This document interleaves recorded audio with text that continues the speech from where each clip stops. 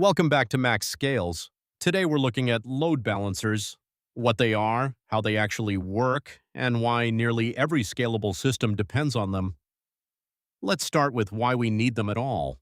Every web application runs on servers, and every server has finite resources: memory, CPU, network connections. As traffic grows, those resources become the limiting factor. The point at which a machine can't serve any more requests is its capacity. To see why that matters, consider scale. Google fields on the order of 100,000 searches every second. No single machine, however powerful, can serve that. Past a certain point, sharing the load across many servers isn't an optimization, it's the only option. At first, you can push one server further, add memory, add CPU, or use what you have more efficiently with techniques like multithreading. That's vertical scaling, and it genuinely helps. A single user, a single request, a single response, simple and clean. But every machine has a ceiling. Cross your capacity and no amount of tuning saves you. The only real fix is to add more servers and spread the work. That's horizontal scaling. Which immediately raises a new question. When a request arrives, which server should handle it? Answering that question is the entire job of a load balancer. It sits in front of your pool of servers and distributes incoming requests across them with two goals: make full use of the system's capacity and keep response times low. A useful way to picture it is the host at a busy restaurant. Guests don't wander into the kitchen or pick their own table. The host stands at the door, sees which tables are open, and seats each party. A load balancer does the same thing for requests. One entry point directing each one to a server that can handle it.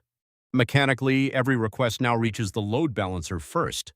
It's the single entry point in front of the pool, and it forwards each request to one server behind it. Clients only ever address the balancer. They never see or need to know about the individual servers. How it picks a server depends on its strategy. Round robin assigns servers in a repeating sequence, so each request goes to the least recently used one. Least Connections sends it to whichever server is currently handling the fewest requests. There's also consistent hashing, which maps a request to a server by something like its IP or URL, so a given client keeps landing on the same one. Because the balancer fronts the entire pool, it has to be fast and highly available. It also runs continuous health checks, quietly probing each server and routing around any that stop responding. A failed machine is removed from rotation before your users ever reach it. Here's a subtlety many people miss. Adding a balancer feels like it removes your single point of failure, but now every request depends on that one balancer. You haven't eliminated the single point of failure, you've relocated it. So production systems never run just one.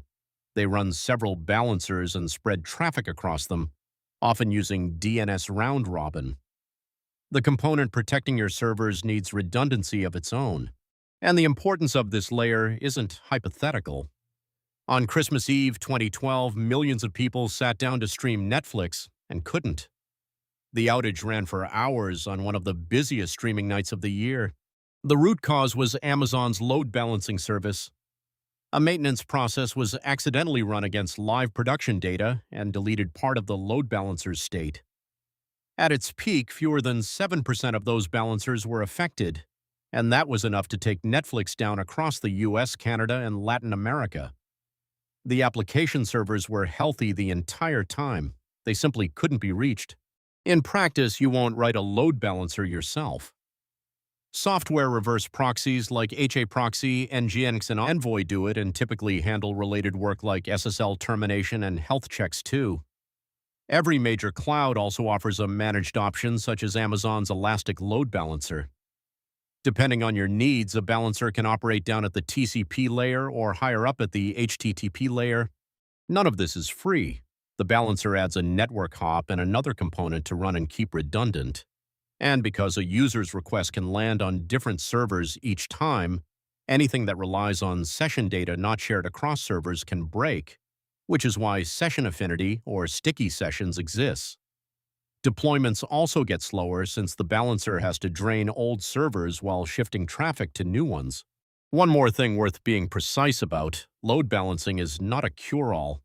It spreads web traffic, but it won't fix a slow database, an inefficient algorithm, or a flaky third-party API. Adding web servers does nothing for those.